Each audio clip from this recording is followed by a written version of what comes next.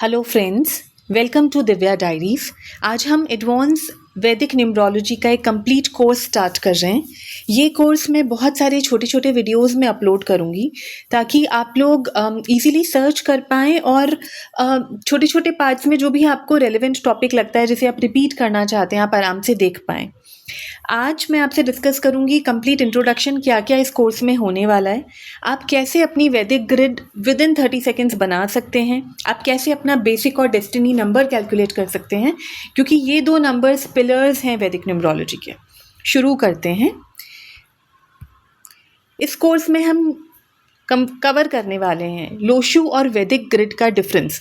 ये ज़रूरी है क्योंकि जब मैंने अपना न्यूमरोलॉजी करियर शुरू किया था तो मैंने लोशु ग्रिड से किया था, लेकिन मुझे ये समझ आया कि बहुत सारे क्वेश्चंस का आंसर मुझे वहाँ नहीं मिल रहा था और काफ़ी वैद और पुराणों को पढ़ते पढ़ते मुझे अंक ज्योतिष का जो स्टार्ट है, जो हमारे यहाँ से हमारी ही मैं कहूँगी सभ्यता से शुरू हुआ है, मुझे वैदिक न्यूमरोलॉजी के बहुत सारे सूत्र मिले और तब मैंने ये वाला कोर्स डिज़ाइन किया है।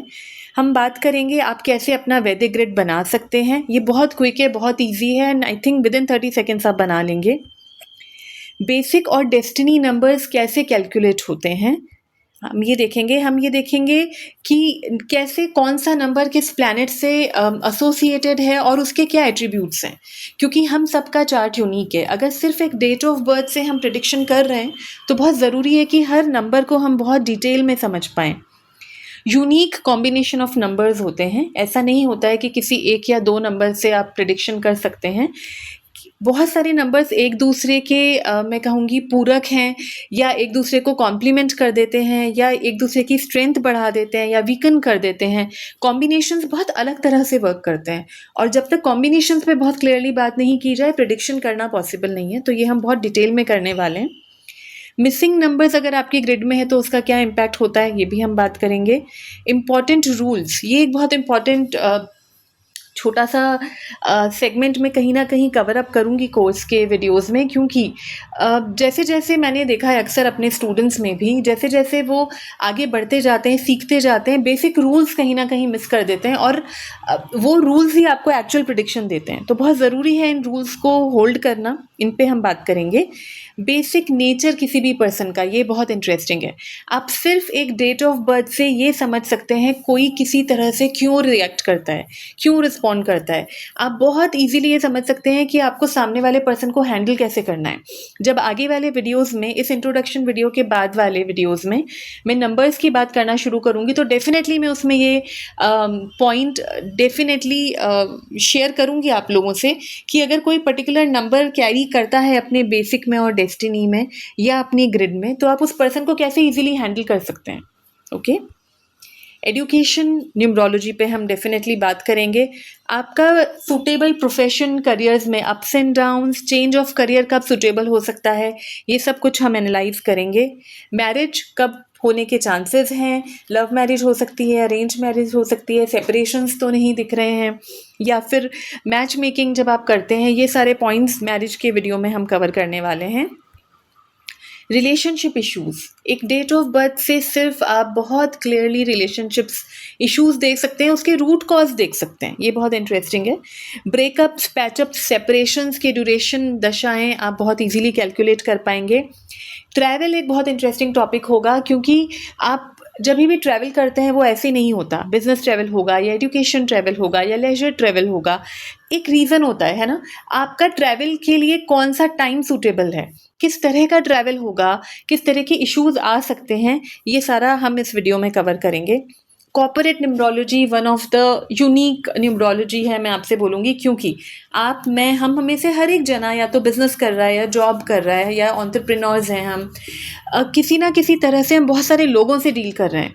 और जब न्यूमरोलॉजी की आप बात करते हैं, जब आप हायर करते हैं किसी को भी अपनी टीम में, आप इमेजिन नहीं कर सकते हैं कितना ईजी होता है सिर्फ एक डेट ऑफ बर्थ को देखकर ये समझना कि वो पर्सन किस रोल, किस डिपार्टमेंट के लिए बहुत एप्ट है, उसके सक्सेस या फेल्योर साइकिल्स क्या हो सकते हैं, वो अपनी टीम को कैसे हैंडल करेगा, आप उसे कैसे बहुत अच्छे से आउटपुट ड्राइव कर सकते हैं। क्योंकि मैंने बताया पर्सनैलिटी, जो हम पिछले पॉइंट्स में हमने बात करी थी, जिस पे एक पूरा वीडियो होने वाला है आने वाले टाइम में, आप बहुत ईज़िली देख सकते हैं किसी की भी डेट ऑफ बर्थ है, और अगर आप किसी की पर्सनैलिटी समझ सकते हैं तो उसको हैंडल करना बहुत ईज़ी हो जाएगा। सो कॉर्पोरेट न्यूमरोलॉजी ज़रूर फॉलो कीजिएगा। हम बात करेंगे लिटिगेशन की। लिटिगेशन के कौन से चांसेस हो सकते हैं, कब हो सकते हैं, किस रीज़न से हो सकते हैं, आप कैसे उसको अवॉइड कर सकते हैं या थोड़ा-सा ईज़ आउट कर सकते हैं, ये डिस्कशन हम ज़रूर करेंगे। प्रॉपर्टी सेल, परचेज़, इस बारे में मैं डेफ़िनेटली किसी न किसी वीडियो में इनकॉर्पोरेट कर बात करूँगी कि कैसे दशाओं को देखकर आप एक सूटेबल टाइम निकाल सकते हैं, ताकि आपकी जो प्रॉपर्टी आप ले रहे हैं या सेल कर रहे हैं, वो किसी लिटिगेशन में या किसी डीले में ना फँसे। ओके। हेल्थ न्यूमरोलॉजी अनदर बहुत इम्पॉर्टेंट एक सेगमेंट होगा, एक सेपरेट वीडियो मैं इस पे क्रिएट करूँगी क्योंकि ये बहुत डिटेल में होने वाला है। आप शायद बिलीव ही ना कर पाएँ कि सिर्फ एक डेट ऑफ बर्थ और उसकी दशाओं के चेंज होने से आप ये समझ सकते हैं किस तरह की डिजीज़ेज़ होने की प्रोबेबिलिटी बढ़ जाती है। आप उसका रूट कॉज समझ सकते हैं, क्योंकि न्यूमरोलॉजी बहुत डायरेक्टली कनेक्टेड है आयुर्वेदा से, वात, पित्त और कफ से। और जितने भी दुनिया में डिजीज़ेज़, सिकनेस आप सोच सकते हैं, कोई भी हेल्थ इश्यूज़, वो डेफ़िनेटली वात, पित्त या कफ से ही रिलेटेड होती है। अगर आप ये रूट कॉज़ या इसका बैलेंस समझ जाएँ, तो आप बहुत ईज़िली प्रिपेयर्ड रहेंगे आने वाले टाइम में अपनी हेल्थ इश्यूज़ को हैंडल करने के लिए। और ये इतना ईज़ी और सिंपल होने वाला है कि आप सोच भी नहीं सकते हैं, इसे मिस मत करिएगा। हम बात करेंगे नेम न्यूमरोलॉजी की। मैं पर्सनली इसमें बिलीव नहीं करती हूँ, लेकिन फिर भी कई सारे एग्जांपल्स हमारे सामने अवेलेबल हैं, वो मैं ज़रूर आप लोगों से डिस्कस करूँगी। और आप, क्योंकि मुझे लगता है मेरे स्टूडेंट्स भी बहुत ज़्यादा इंटरेस्टेड रहते हैं name numerology, mobile numerology, bank account number numerology, vehicle number numerology, तो ये सब आने वाले वीडियोज़ में हम डेफिनेटली कवर करेंगे और बहुत डिटेल में कवर करेंगे। Lucky colours, lucky numbers, lucky direction, ये तो बिल्कुल कवर करना बनता है। सो ये इस पे हम बात करेंगे, क्योंकि क्या होता है कि बहुत सारे प्लैनेट्स आपके लिए लकी या अनलकी होते हैं पर्टिकुलर दशा में। ऐसा नहीं होता कि कोई एक पर्टिकुलर प्लैनेट अगर आपको एक इम्पैक्ट दे रहा है तो वो हमेशा सेम ही इम्पैक्ट देगा, ऐसा नहीं होता है। इम्पैक्ट्स चेंज होते हैं, तभी तो हमारी लाइफ में इवेंट्स चेंज होते हैं। तो जब हम लकी कलर्स, नंबर्स और डायरेक्शन की बात करते हैं, तब आप ये समझ पाएंगे कि किस वक्त कौन से प्लैनेट्स मुझे एम्पावर कर रहे हैं, या किस वक्त आपको शिफ्ट करना है अपना ध्यान और एफर्ट्स किसी और प्लैनेट पे। और सिर्फ ये सिंपल कैलकुलेशंस कर आप बहुत इजीली मैनेज कर सकते हैं ज़्यादा सक्सेसफुल, हैप्पी और हेल्दी टाइम अपने लिए। और फिर हम बात करेंगे कुछ क्वेश्चंस की, जहाँ पर होता है ना कि कौन सी टीम विन करेगी, कौन सी कंट्री विन करेगी। तो ये एक टेक्निक है जो बहुत क्विकली आप न्यूमरोलॉजी से पता कर सकते हैं, उस पर डेफिनेटली बात होगी। एंड लास्टली, मोस्ट इम्पॉर्टेंट, बिना किसी डेट ऑफ बर्थ के आंसर करना, ये भी एक टेक्निक है न्यूमरोलॉजी में। सो प्रश्न सिर्फ वैदिक एस्ट्रोलॉजी या केपी का ही पार्ट नहीं है। जब मैं आगे केपी एस्ट्रोलॉजी के वीडियोस बनाऊंगी तब उस पर तो हम बात करेंगे, क्योंकि वो तो 100% सटीक होता है। पर न्यूमरोलॉजी में भी, क्योंकि एक्सक्यूज़ मी, मुझे ऐसा लगता है जब आप अपनी एस्ट्रोलॉजी करियर की शुरुआत कर रहे हैं, न्यूमरोलॉजी एक बहुत इजी, बहुत इंटरेस्टिंग तरीका होता है। क्यों? क्योंकि आपको सिर्फ एक डेट ऑफ बर्थ देखनी है, आपको सिर्फ 9 नंबर्स हैंडल करने हैं। और अगर आप 9 नंबर्स को हैंडल कर प्रिडिक्शंस करने लगते हैं, आप देखते हैं कि वो प्रिडिक्शंस कैसे सही हो रही हैं, तो आपको एक बहुत अच्छा सा कॉन्फिडेंस मिलता है, एक बहुत अच्छा सा आपको डायरेक्शन मिलता है। तो पहले हम वैदिक न्यूमरोलॉजी की बात करेंगे, डिटेल में पूरा एडवांस कोर्स कवर करेंगे, और उसके बाद हम मूव करेंगे केपी एस्ट्रोलॉजी पे। तब तक, जब तक वहाँ तक हम नहीं पहुँचते हैं, उस प्रश्न पे नहीं पहुँचते हैं, न्यूमरोलॉजी के प्रश्न पे हम बात करेंगे, जहाँ पे आपको एग्जैक्टली इमीडिएटली येस और नो में आंसर्स मिल पाते हैं। चलिए अपना कोर्स शुरू करते हैं क्विकली। आज मैं आपको बताने वाली हूँ, जैसा कि हमारी लिस्ट में था कोर्स आउटलाइन में, वैदिक और लोशु ग्रिड में डिफरेंस क्या है। देखिए, एक आपको 3x3 का यहाँ पे ग्रिड दिख रहा है। दोनों केस में एक वैदिक का ग्रिड है, एक लोशु का ग्रिड है। सेम 1 to 9 नंबर्स हैं, 0 को हम कंसिडर नहीं करते हैं, और सिर्फ नंबर्स के प्लेसमेंट्स डिफरेंट है। अब जब नंबर्स के प्लेसमेंट्स डिफरेंट हैं, तो इनको स्टडी करने का तरीका भी डिफरेंट है। और कई सारे रूल्स हैं वो लोशु में अप्लाई होते हैं, कई सारे वैदिक में अप्लाई होते हैं। पर मेरा एक्सपीरियंस ये कहता है कि वैदिक ग्रिड से आप ज़्यादा क्वेश्चंस के आंसर्स कर पाते हैं। और क्योंकि ये पॉसिबल हो रहा है, क्योंकि ये बहुत ज़्यादा कनेक्ट कर रहा है हमारे बहुत सारी एनालिसिस और साइंस से, तो ये कोर्स वैदिक न्यूमरोलॉजी पे रहने वाला है। एक डिफरेंस आप यहाँ पे ग्रिड्स में देख सकते हैं। सीधा चलते हैं इम्प्लीमेंटेशन और एप्लीकेशन की तरफ। आप लेफ्ट में देखिए वैदिक ग्रिड है जो हमने कुछ देर पहले देखी भी थी, ये स्टैंडर्ड ग्रिड है। इसमें जो नंबर्स लिखे हुए हैं 319, 675, 284, ये इसी सीक्वेंस में ऐसे ही लिखे जाते हैं। ये एक स्टैंडर्ड ग्रिड है, इसे हम चेंज नहीं कर सकते।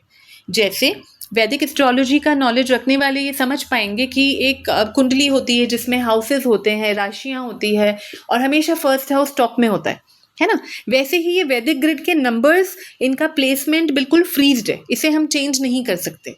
आप जब अपना खुद का ग्रिड क्रिएट करते हैं तब वो ग्रिड कैसे बनेगा, अब हम उस पर बात करते हैं डायरेक्टली। तो सबसे पहले देखिए, हम अपना बेसिक और डेस्टिनी नंबर कैलकुलेट करना सीखेंगे क्योंकि वो वैदिक ग्रिड में ज़रूरी है, उसकी ज़रूरत हमें पड़ेगी। बेसिक और डेस्टिनी नंबर क्या होते हैं, थोड़ी सी देर में हम इस पर भी आज ही बात करेंगे कि इनकी इंपॉर्टेंस क्या है।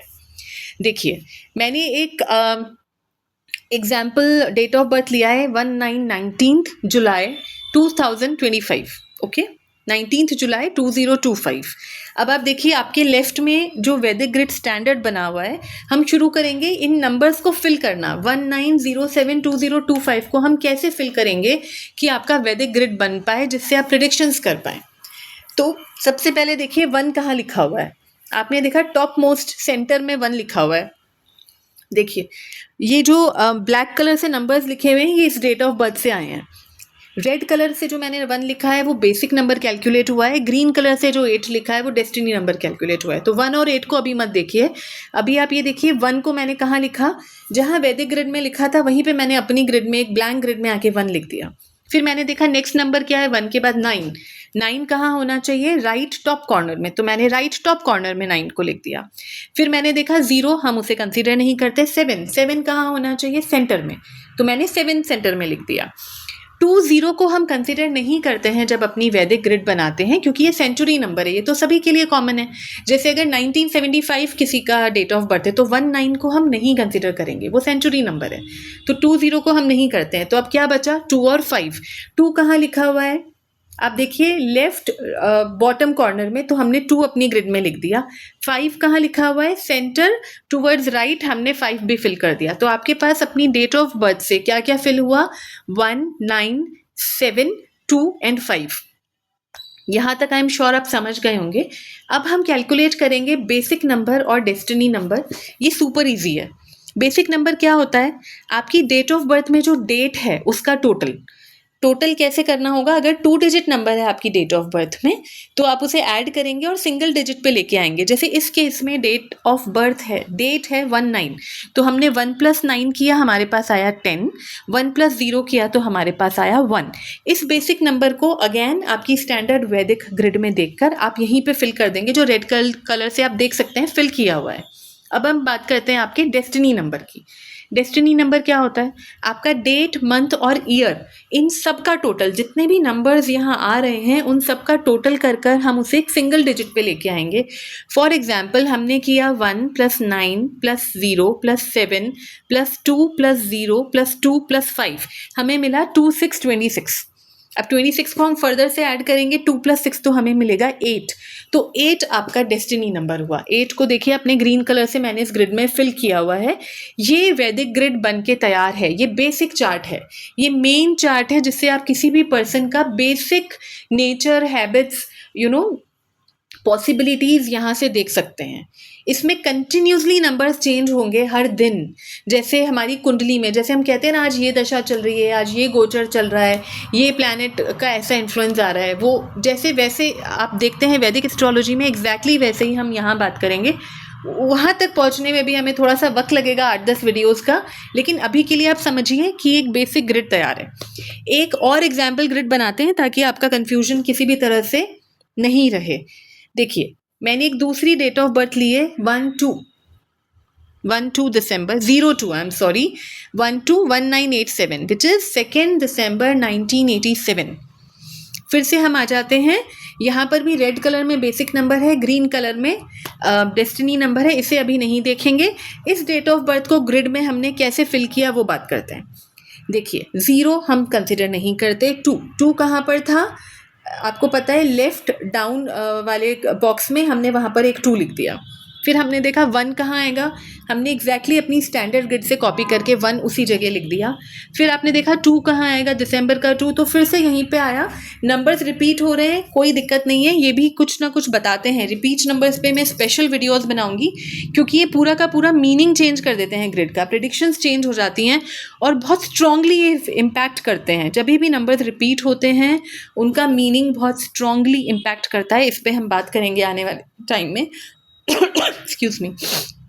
अभी हम बात करते हैं 0212, ये हमने फिल कर दिया। आगे आता है 1987। 19 क्योंकि सेंचुरी नंबर है, हम इसे कंसिडर नहीं करेंगे, तो हम क्या फिल करेंगे, 8। आपने देखा स्टैंडर्ड ग्रिड में 8 कहाँ है, आपने अपनी ग्रिड में भी फिल कर दिया। और लास्ट में 87 का 7, वो भी हमने फिल कर दिया। तो आपको डेट ऑफ बर्थ से कौन से नंबर फिल होते हुए मिले, 1, 7, 2 और 8। ओके, अब हम कैलकुलेट करते हैं अपना बेसिक नंबर। बेसिक नंबर क्या होता है, डेट ऑफ बर्थ में आपकी डेट का टोटल। यहाँ पे डेट क्या है, 02, सो 0 + 2 = 2। तो हमने उस 2 को भी अपनी ग्रिड में फिल कर दिया। देखिए रेड कलर से मैंने फिल किया हुआ है।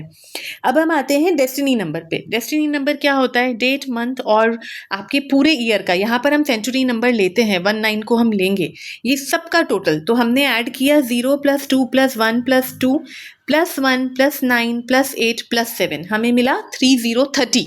3 + 0 को हमने ऐड किया, हमें मिला 3। ग्रीन कलर से आप देखिए इस ग्रिड में मैंने फिल करा है 3, ये आपका डेस्टिनी नंबर है। आई एम श्योर अभी तक आप क्लियरली समझ गए होंगे, नहीं तो एक बार और इसे रिपीट कर इस वीडियो का ये वाला पार्ट देखिए। ये आपकी बेसिक वैदिक ग्रिड यहाँ पर बिल्कुल तैयार है। अब बात कर लेते हैं बेसिक और डेस्टिनी नंबर है क्या, है ना। मैं अगर ये कह रही हूँ कि ये पिलर्स हैं, ये इंपॉर्टेंट हैं, इनको हम एक कलर से लिख रहे हैं ताकि हमारा ध्यान रहे, तो वो है क्या। बेसिक नंबर आपकी एक इनिशियल पर्सनैलिटी बिल्ड करता है। मैं एक छोटा सा एग्जाम्पल लेते हुए चलती हूँ। अभी हम नंबर्स की बात करेंगे तब आप डिटेल में समझ पाएंगे और आप बहुत क्लियरली ये भी समझ पाएंगे कि सामने वाला पर्सन ऐसा दिखता है, वो ऐसा करता है, वो इस तरह से बात करता है, इस तरह से डिसीजन लेता है, इस तरह से रिस्पॉन्ड करता है। ये सब चीज़ें मैच होने लगेंगी। अभी के लिए मैं एक एग्जाम्पल लेती हूँ। अगर आपका बेसिक नंबर 1 है, 1 नंबर है सन का, सन इज किंग, है ना। तो ऐसे लोगों को आप देखेंगे उनकी एक रॉयल चॉइस होती है, इंडिपेंडेंट होते हैं, थोड़े से बॉसी होते हैं, है ना। एक कॉन्फिडेंस होता है बहुत सारा। अगर पॉजिटिव 1 है ग्रिड में, अगर नंबर्स मल्टीपल हो जाते हैं तो उनका मीनिंग चेंज हो जाता है। जैसा मैं आपको अभी बता रही थी, लास्ट वाली ग्रिड में आपने देखा यहाँ पर 2 ट्रिपल टाइम रिपीट हो रहा है, ये बहुत ज़्यादा इमोशनल पर्सन का नंबर है ना। इस पे हम बात करेंगे जब हम डिटेल में करेंगे, पर अभी के लिए समझिए ये बेसिक नेचर आपका इनिशियली गवर्न करता है। डेस्टिनी नंबर क्या होता है, समवेयर अराउंड जब आप जॉब करने लगते हैं, आपकी मैरिज वाली एज होती है अराउंड 30 ईयर्स, इसके बाद से आपके डेस्टिनी नंबर का इम्पैक्ट आपकी पर्सनालिटी पे काफ़ी इंक्रीज हो जाता है। और जो बेसिक नंबर है उसका इम्पैक्ट अराउंड 25-30% रह जाता है। फॉर एग्जाम्पल, अगर किसी का डेस्टिनी नंबर है 4, 4 नंबर है राहु देव का, 4 नंबर है आउट ऑफ बॉक्स थिंकिंग का, रिबेलियस नेचर का, हमेशा कुछ यूनिक करने का, जहाँ कोई और सोच भी नहीं पाए उससे आगे सोचने का, थोड़ा सा मैनिपुलेटिव होने का, है ना। ये सब चीज़ें हम समझेंगे, इससे भी बहुत कुछ आगे राहुदेव बताते हैं। तो क्या होगा, एक बेसिक पर्सनालिटी जो लीडरशिप वाली थी, किंग वाली थी, ओनरशिप लेने वाली थी, उसका शिफ्ट आप देखेंगे लेटर ऑन करियर पे या उस पर्सन के डिसीजन मेकिंग पे या उसके वर्किंग स्टाइल में, कि वो कैसे 4 नंबर की तरफ चेंज हुआ। हम कहते हैं ना अक्सर कि इस पर्सन का ये वाला नेचर बहुत चेंज हो गया है, तो यही होता है प्लैनेट्स के इम्पैक्ट, प्लैनेट कैसे इम्पैक्ट आपकी पर्सनालिटी पे कर रहे हैं, वो चेंज होता है। अब आप समझ पा रहे होंगे कि क्यों बेसिक और डेस्टिनी नंबर इतने इंपॉर्टेंट है। इसके सिवाय हम बात करेंगे दशा, महादशा, अंतरदशा और प्रत्यंतर दशा की, कैसे कैलकुलेट करते हैं, कैसे, जैसे मैंने आपको बताया, हर दिन आपके ऊपर प्लैनेट का इन्फ्लुएंस चेंज होता है, आपकी जो वैदिक ग्रिड है वो चेंज होती है, वो इन दशाओं से लिंक्ड है। हम बात करेंगे कैसे टाइम, प्लेस, लोकेशन के अकॉर्डिंग आप बहुत एक्यूरेट और बहुत जेन्यून प्रेडिक्शंस कर सकते हैं। ओके, एक बार फिर से मैं ये वीडियो को एंड होने से पहले रिपीट कर दूं। बेसिक नंबर जिसे मूलांक कहते हैं वो आपकी डेट ऑफ बर्थ, मतलब सिर्फ डेट का टोटल है। डेस्टिनी नंबर जिसे भाग्यांक कहते हैं वो आपका डेट, मंथ और पूरा ईयर इंक्लूडिंग सेंचुरी ईयर का टोटल है। ऑलराइट, थैंक यू फ्रेंड्स, जल्दी ही मिलते हैं नेक्स्ट वीडियो में जहाँ से हम नंबर्स के एट्रीब्यूट्स के बारे में बात करना शुरू करेंगे। Thank you.